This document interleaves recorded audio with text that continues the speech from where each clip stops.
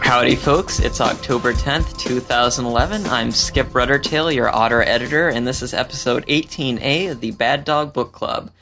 This week I'm very pleased to have KM Hirosaki's return to the book club with his story, Dirty Little Freaks. It's one of my favorites. I'm really excited about it. I'm really excited to be talking about it next week with Toonces, and I'm very happy that we have Alex back reading for us this week. Enjoy! Dirty Little Freaks. Written by KM Hirosaki in 2011, read for you by Alex Vance. My boyfriend and I have an understanding, and that understanding is that other guys' dicks are going to end up in my mouth. I think he thought I was kidding when I first told him that. Luckily for me, when he discovered firsthand that, no, I wasn't joking, he was still cool with it. It's kind of a shame that he's not here right now, actually, because I bet he'd like to watch his little weasel sucking off this coyote. For a coyote, he's got a pretty big dick, or at least a pretty long one. It's slender, which actually feels real nice in my muzzle as I slide it back and forth. Also, he doesn't taste as musky as my boyfriend, which I secretly prefer, actually, but I'd never let him know that. He's already shown enough kindness in letting me indulge like this in the first place. I quiz myself. Do I remember this guy's name? Yes, I do. This time. I even remember that he works at the hospital. People sometimes tease me if I can't remember the names of the guys I've sucked off, which hasn't happened as often as you might think. That is, the teasing me hasn't happened all that much. There have been times where I didn't know the guy's name and he just never asked. My tongue draws back along the underside of the coyote's shaft, and now I'm realizing that I must be giving the wrong impression entirely. Let me back up and start from a point that you'll understand better. The strong gray fox growls nice and loud. I didn't hear that. I bite my lip and try to catch my break. Oh, fuck, he's not letting me get off easy, I can just tell. Harder! I squeal, my big ears burning as they fold back. The fox thrusts again, and, oh wow, he is not slouching on the whole harder thing. I knew the instant I felt the sheath through his pants that he had a huge cock that was going to have me sore well into the morning. By the time I got his pants off and saw how big he was, I was too busy thinking of all the things I wanted him to do to me to worry about how uncomfortable it might be afterwards. His paws grip my shoulders and he hunches down over me, his weight making my palms and knees sink deeper into the mattress. This is actually a really comfy bed. I wonder whose it is. Outside the window, I see the red and blue lights of a cop car drive past a couple blocks away. For a second, I wonder if they're coming here, but then I dismiss the thought as ridiculous. A second later, I'm distracted by the big gray fox's next thrust, his shaft so thick that it makes my muzzle hang open with a groan that doesn't fully escape my throat at first. I curl my fingers up against my palms and lower my head, trying to keep from being too loud as I keep getting fucked. And I fail miserably. This fox is too good at what he does. He doesn't let up. He keeps on pounding under my tail, and he's so forceful and skilled and long and thick that I just have just enough time in between thrusts to gasp for breath at all. And so staying quiet is totally out of the question. I squeak, I squeal, I whimper like his little bitch, because right now, I pretty much am, and this fox isn't letting me forget it. I'm not the only person who isn't going to forget it anytime soon either. About 20 minutes later, when I'm washed up, my clothes are back on, and I've rejoined the party, more than a few people are staring at me, which confirms my suspicions that, despite the loud music and conversation going on downstairs, the sound of the little weasel getting fucked still translated just fine through the walls and the floor. Oh well, you take that risk when you have sex in a house full of people, I guess. Some folks shoot me weird glances. Others give me a thumbs up. One person, I don't see who it is, calls out, "Yo man, I go next." I hear his friends chuckle, but I ignore it. I mean, yeah, I'm a slut, but not that much of a slut. Well, not when I've only had as much to drink as I have tonight. I find the liquor that's been left out for public consumption. After getting myself a big red plastic cup, some juice, and too much vodka, I'm back to party mode. I scan the crowd for any sign of the coyote who I got a ride with, or the vixen who I mostly came here to see in the first place. This is a big house, though, and people are tucked away in various rooms and out on the back porch, so I'm probably just not seeing them. I doubt either of them would have left this early. You looking for round 2 already? I turn around to see a tallish raccoon standing behind me. He's got one of the big red cups like me and is wearing this big, toothy grin before we even make eye contact. I resist the natural urge to smirk and instead just take a sip of my drink. Yeah, I definitely poured too much vodka into it because it takes way too much effort not to grimace, but hey, at least I don't smirk at this guy either. I beg your pardon, I ask. Just the way you're eyeing the crowd, the raccoon says, motioning with the paw that's holding his oversized cup.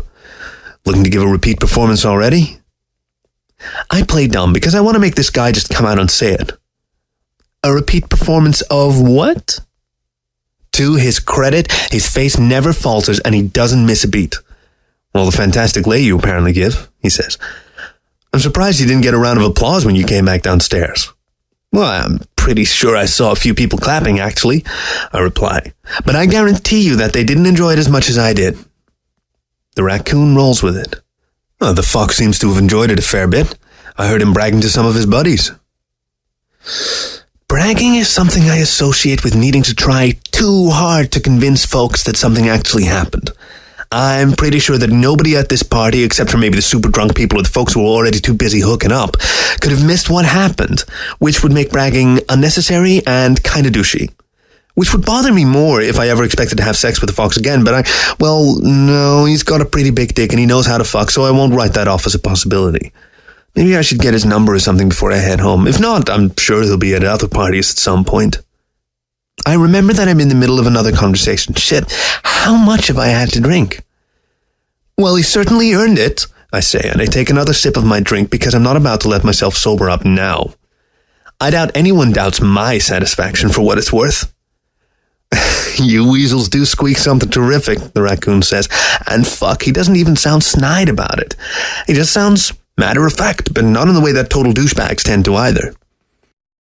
If it weren't for that, I bet only the Canids here would be able to tell that it was you two who'd been going at it.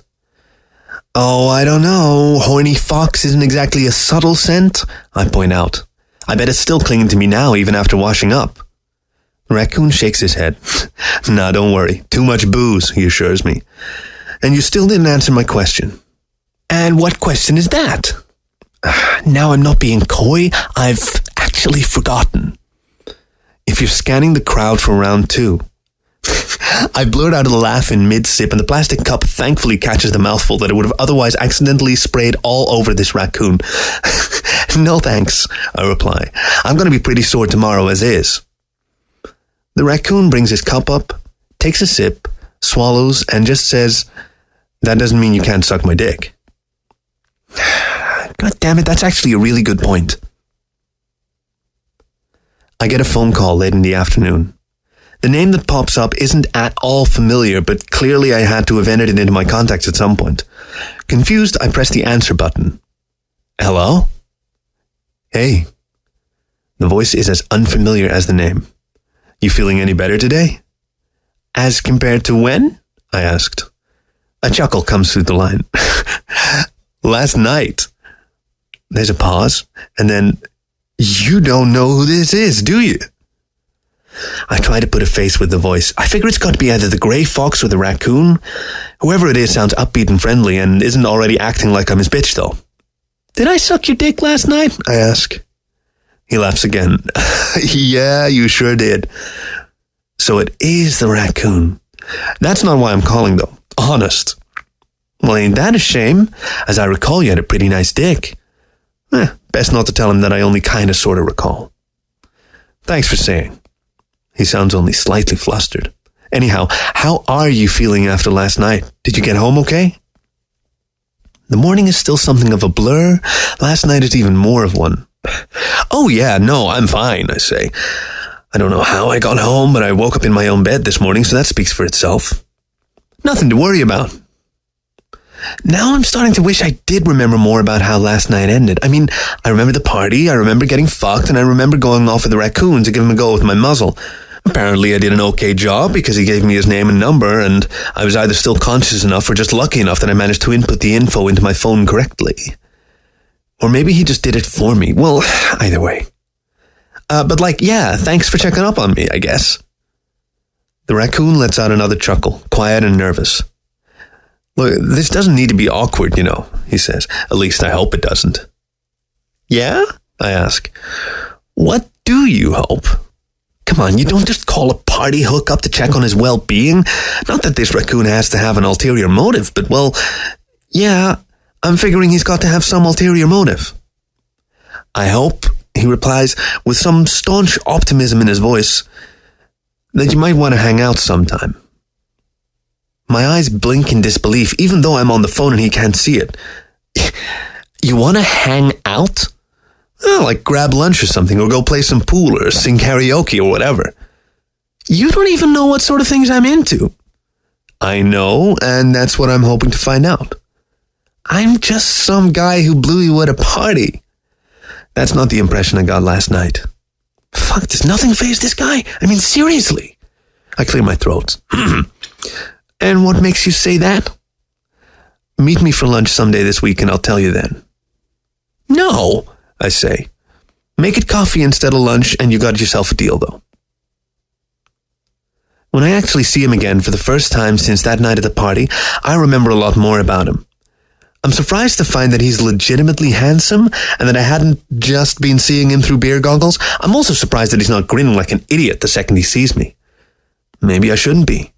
From what I recall of our interactions at the party, he wasn't a jerk. Oh, he was sure of himself, I know, but then I was quite clearly an easy catch at that point, and I can't and don't blame him for that. And here he is meeting for coffee, so if he's not just expecting more feet blowjobs, I'm not quite sure what he is expecting. He buys me my coffee, which I guess makes it feel more like an actual date. Well, to keep myself from feeling too awkward about it, I tell myself that it's only polite of him considering that he's had his dick in my muzzle. I'm remembering more about that too, by the way, now that I'm in his presence and I can smell him. As I recall, we had a good time together. I have to admit, he says once we've gotten situated and done the introductory small talk, I'm surprised you sounded as good as you did the other day. You make it sound like you thought I was going to die of alcohol poisoning. I take a sip of coffee and watch for his reaction. I still haven't figured out his game. The raccoon smiles. Oh no, nothing like that. You were sleeping way too soundly and peacefully for that. He blows on his own coffee, waves of heat still rising up from it. Now granted, you were sleeping on the floor, which was slightly worrisome, but you seemed comfortable enough. I don't remember sleeping on the floor. I do definitely remember being in bed with this guy though, but I don't recall falling asleep with or next to him. Come to think of it, I don't really remember waking up either. My memories of the morning after start with me hugging the toilet, wanting to throw up and not managing to actually do it. If you were that concerned, I say with a playful, toothy grin, how come you didn't try to take me home yourself? Well, for starters, I didn't know where you lived, and you weren't exactly in any condition to give directions, the raccoon replies. That, and I didn't drive to the party anyway. I almost ask why he didn't look through my wallet and dig up my address from my ID, but I stop myself because that'd just make me sound like a jerk and not like I'm just teasing. That, and it's actually kind of gentlemanly of him not to take it upon himself to rifle through my shit just because I sucked him off. Well, it's nice of you to check up on me anyway, which is true. So you said you'd explain why you wanted to hit me up again? No sense in beating around the bush. I want to know this guy's angle, and I can only play with him for so long before he ends up outplaying me in turn. He takes a sip of his coffee, even though it's still obviously so hot that it'll burn his tongue. You said something at the party, he says, after we were done and just lying in bed together. Will it matter if I point out right now that I don't remember any of that? You still said it, he says, and no, it doesn't sound like it matters. Haven't you ever heard the phrase in vino veritas? Something about out of the mouths of super drunk weasels? The raccoon snickers. Close enough. I would think you were more concerned about things going into the mouths of super drunk weasels. Like I said, this was after that. He sets his coffee down and smiles. You were very good, by the way, in case you were wondering. I'm always good, but I appreciate the compliment regardless. So tell me what I said that so moved you. When you were all cuddled up against my head, on my chest, eyes closed, you looked pretty adorable. He picks his coffee back up, and without even looking at me, you just kind of murmured, Sometimes I wish that things could always be this simple for dirty little freaks like us. My immediate reaction is to start laughing, but I only blurt out a single note before I manage to stop myself. I looped you in with that, and you took it as a compliment? Hey, the recipient of a random party blowjob shares some of the culpability, the raccoon says, especially since I outright asked for it in this case. So why are you so fascinated with me if that's the long and short of the story? Well, because that's not the long and short of it. God, do raccoons' masks really make them all this hard to read? You said you wish the things could always be that simple, and I want a shot at showing you what it'd be like. Now, I'm too stunned to even form a proper response right now. My jaw drops a little, and I just kind of stare for a few seconds, my coffee cup quickly getting too hot in my little paw. This can't be for real. Has he got me on a hidden camera somewhere? Am I going to end up in some viral video over this? You want to date me? I asked. He nods. Or at least take you out on a real date and get to know you better, see if I'm right about you. You want to date me because of something I said while I was trashed? I need to make sure that I have this right.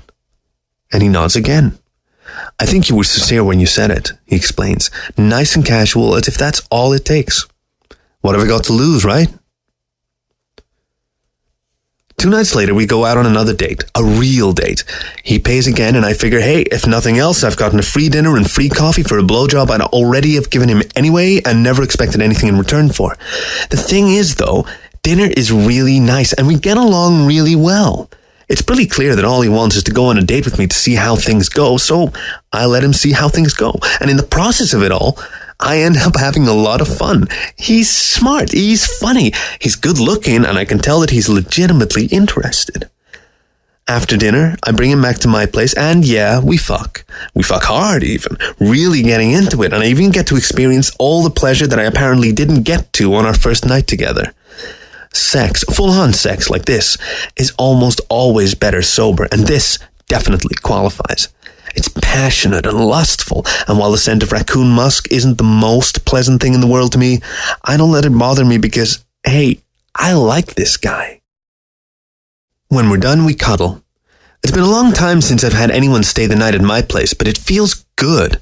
And as I tuck in against him, my head against his chest, I have to concede that, yeah, it is nice having him show me how simple things can be for folks like us.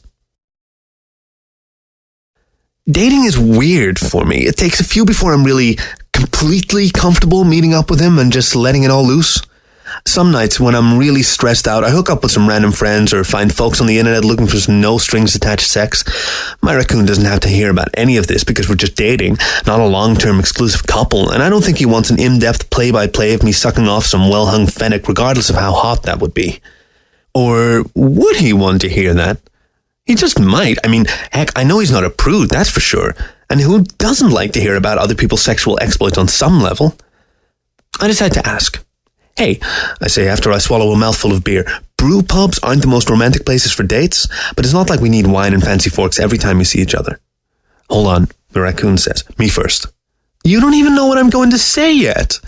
I smirk, because this has turned into something of a thing with him making assumptions and playfully pointing out after the fact that he was right. This time, though, I'm pretty sure I'm going to be catching him off guard, for once. He smiles, but then he says, a shade more seriously, just let me go first. I go quiet, wipe the smirk off my face, and nod for him to continue. So, we're a couple, right? It's good that I don't have a mouthful of beer at this point, because otherwise I might be obligated to perform an actual spit take, which, okay, that's not fair, because it's a legitimate question, I suppose. Of a sort, sure. What's that supposed to mean? Just like that, the raccoon's face goes unreadable. Sometimes just talking to him feels like I'm taking part in a job interview. There are probably a million wrong answers to this question. I pick one that I think might be right. Well, I mean, we're not a couple. We're definitely a thing. He narrows his eyes at me. Now I can read his face, and his face is saying that I need to pick my answers more carefully in the next few moments. A thing as in we're boyfriends, or a thing as in, yeah, sometimes we fuck? This one's easier to answer, but harder to say. Well, closer to boyfriends, I'd say. I smile to show that I don't actually have a problem with this. I mean, if you want to be boyfriends, that is. His eyes soften up a bit, and he starts smiling again. I like that a lot, yeah. He takes a sip of his own beer, and if he were in some sort of canine, I could easily picture him wagging his tail right now. I'm glad I was right about you. Right about me how? About you being a nice guy. I laugh. I like to think that it was pretty obvious from the get-go that I was a nice guy. I mean, come on. The raccoon laughs too. Okay, well, yeah, but aside from that too. He signals the passing waiter for another 2 beers. So, he continues, tapping his claws on the table. You were saying. I was? I think back. Oh, right, I was. My little ears flick up as I lick my lips. So, the other night I was sucking off this fennec and you were doing what? The raccoon's jaw looks like it's about to unhinge from his skull. Oh yeah, no, it wasn't the other way around, honest, I explain. But yeah, he's this friend, acquaintance of mine, and he's really short, except for the ears. But he's got this really big dick, and so it looks even bigger on him. So as my muzzle slides back and forth along him, I occasionally pull off to tell him how big he looks, and those huge ears of his just go beet fucking red. I almost thought it was going to get him off just from flattering dirty talk. The raccoon smacks his lips a few times. Wow, he says. That's certainly something to say. Oh, I'm pretty sure no one overheard, I say. And then I take a quick look around and flash him a wink.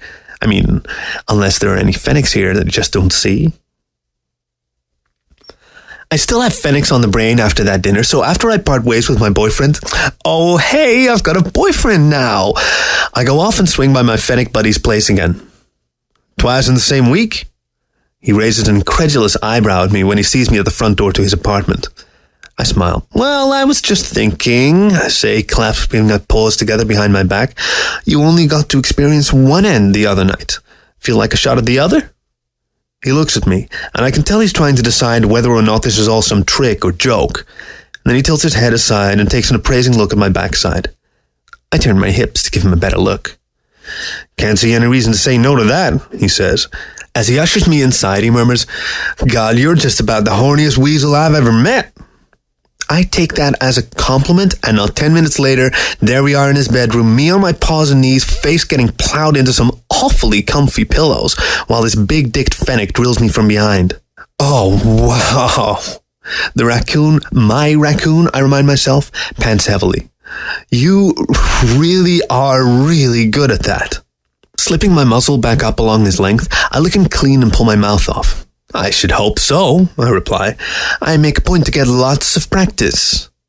He looks back down on me with a tired, post-orgasmic smile. So it would seem. I get back up and crawl up into the bed alongside him. Gone is that sense of dull ennui and listlessness I'd felt from him just minutes ago. Being the attentive boyfriend I am, I couldn't not do my best to try and cheer him up. I feel good for having succeeded. We snuggle for a bit, and I remember what he said about a couple of weeks ago, about what I said about wanting things to be simple. Simple is nice. It's good to know when someone's down and when a good old-fashioned blowjob will fix things. Simple. His arm tightens around me. Hey, he says, muzzle snuffled into the shell of my ear. Can I ask you something? I'm surprised that he wants to talk so soon after getting off. I mean, it's not like he's a girl or something. Sure, I murmur, rolling away so I can look him in the eye. What's up? He smiles, and I get the impression that it's a 3/4 honest, 1/4 forced. That thing you said last week, he says. You know, about you sucking off that one fox? Which one? I ask. His teeth pinch into his lip. You said it was a fennec. Oh yeah, him, I say, grinning broadly. It's very easy to remember him against my tongue, underneath my tail. After a quick indulgence in those memories, I say, what about him? I start putting together a list of more vivid details to share with my raccoon in case he asks, but instead he hits me with, so this happened in between some of our dates, when we first started? Uh-huh, I say. I'm trying to remember which night specifically it was. No, that's okay, he tells me. I was just making sure I had the timing right. I nod. Don't worry, he's not going to steal me away from you or anything. The things that he said to me the other night while fucking me affirm that his feelings toward me are anything but romantic. Now my raccoon presses the end of his snout against my forehead, and we both close our eyes. I guess we weren't really official then, he mumbles. Yeah, I respond. One thing about me is that other guys' dicks are going to end up in my mouth. He leans back some and looks me in the eye. Really? Well, yeah, clearly, I say, my smile wide and bright and my tongue running over my sharp little teeth. Besides, I gotta make sure that I stay in practice for days like today. My paw reaches down to grope at his spent shaft. He squirms and lets out a one-note chuckle. I guess that's one way to look at it. Never let it be said that I don't look out for the people close to me. I give my raccoon a kiss on the cheek. I bury my face against his chest, cuddle up close, and smile warmly to myself as I feel him sigh with contentment.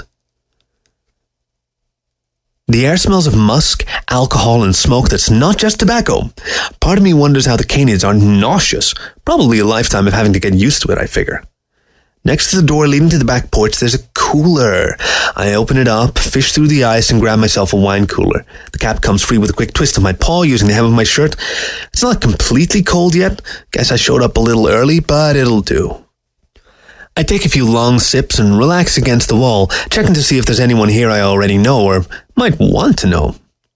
Several folks ping in both categories. There's a skunk in a half shirt and tight shorts that looks mighty fine, and a mongoose I remember from that one big party over the summer, and a meerkat who looks suspiciously like some guy I randomly hooked up with a few months ago, but I can't be sure if it's really him or not. I stay camped out by the cooler so I can down my still kind of warm drink fast and replace it with a second one. While I'm bent over to grab one, I get a smack right on my ass and I let out a yelp as I fall partly forward, my paw sinking into the ice. That, of course, makes me squeak again, and heads turn as I hop back upright and look to see who my playful assailant is. It's the grey fox from the last party, the one who so expertly fucked me into submission and let the whole house know. He's looking just as smug and doable as he did back then, too. Hey, cutie, he says. Sorry, saw that cute butt of yours and just couldn't resist the brief repeat performance. Wait until I've had a few more of these, I say, as I hold up my wine cooler. Then we'll see about repeating a whole bunch of things. This house only has one story, though, so it's doubtful that we'd be able to get everyone to hear this time. But hey, not every time can be a crowd pleaser. The fox sizes me up. I just might take you up on that, he says. He pauses to take a sip out of his big red party cup, then says, Oh, hey, so they say that you're with, what's his name now? You know, the raccoon? I nod. Been dating for a few weeks. Is he here? No, I reply. I told him there was a party and he said he'd rather just have a quiet night in. The fox looks confused for a moment, but shakes it off. So is that offer just now really still good? I wouldn't have made it if it weren't silly. After another second of weird silence, the grey fox cracks a smile. I get you, he says. Yeah, let me hit you up later, assuming you don't get nailed by anyone else before I find you. That makes me laugh, mainly because I can't fault him in his concern. I don't end up getting nailed by anyone else. It's the grey fox who finds me first just over 2 hours later, when I'm good and drunk, and he's good and hard. He drags me into one of the bedrooms off the back hallway. Again, I don't even know whose it is. All I know is that I get thrown onto my back atop the bed, and then I've got a fox straddling me. His dick's already out. Wait, no, his pants are off completely. His thighs bear in against my chest, and one of his paws strokes my ears while the other grabs hold of the base of his dick. He smears his drizzly tip all over my snout as he growls and pants. Come on, bitch, he tells me. Suck it. Not that he needs to tell me. I play coy for a little while longer, though, fencing my muzzle against his length, getting that musky drizzle all over my fur and whiskers and the end of my nose. He gets more insistent. I get more faux reluctant, and finally he clasps a paw on the back of my head and forces my snout down onto his dick. Oh, I groan, which makes him groan, my lips buzzing against his flesh as he sinks into my mouth, sliding it against my tongue. I expect his fingers to loosen up, but they don't. He leans further forward and tugs me closer inward, and he doesn't stop until my nose is pressed right into that musky fox fur in his groin. Once, I nearly choke and sputter, but only because I'm a little drunk, not because I'm bad at sucking nice, big dicks like this one. The fox growls something to me, and I can tell that they're words, but I don't parse them as anything but in order to keep sucking. Since he doesn't smack me in the face or anything, I assume I got the gist of it right. My heart is racing, and the space between my ears is pounding with delight as I suck and nurse and tug with my lips and push with my nose. Oh, the flavor of fox soaks into my tongue, mostly toward the back, but occasionally dragging right along the midline. When he plunges back in, I push up to make the tip of his shaft drag along the roof of my mouth. I barely feel the strain against my stomach as the big grey fox starts to rock back and forth, actively fucking my snout. My nostrils flare as I do my best to inhale and exhale in time with this awkward but forceful thrust. The sound of saliva and panting fills my ears. I'm lost at the moment. From behind my closed eyelids, I'm hit with the sting of bright light. I wince. The fox barks in alarm. Opening my eyes, I see the door to the hallway open, framing a silhouette. It takes a second or two for that silhouette to congeal into familiarity. It's my raccoon. "Oh, hey, sweetie," I call out, the grey fox's dick smacking me on the chin as I lift my muzzle off it. I feel drool cling to my fur. I'm pretty sure it's mine. "I didn't know you were going to be here." As the fox above me squirms and tries to shift off of me, my raccoon hovers in the doorway. "Well, you didn't answer my text for the last 2 hours or so. I eventually figured out that you weren't coming over to my place, and I guessed that you were probably here." He's so smart. I try to smile at him, but I'm not sure he can see it in the relative darkness. "Yep, here I am," I call out back. I'm also partially obscured by the grey fox, so maybe he can't see me all that well either. The fox's weight shifts off of me as he slips onto his knees next to me, his tail curling around to occlude my view of his dick. "Oh, dude, I'm so sorry," he says to my raccoon. "He said it was cool, honestly." "Oh, it's cool," the raccoon replies. "I don't see how it's any of my business whose dick he sucks." He's gone after that, leaving me and the fox to our privacy, which is nice of him. It takes me a few minutes to get the fox hard again. He tries protesting for a while before my muzzle eventually shows him I mean business after all, and a few minutes after that, he finally gets back into it again.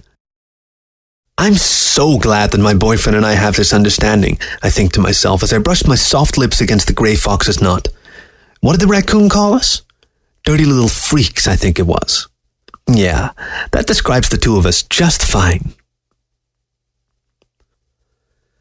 You've been listening to Dirty Little Freaks, written by KM Hirosaki in 2011, read for you by Alex Vance. Thank you for listening.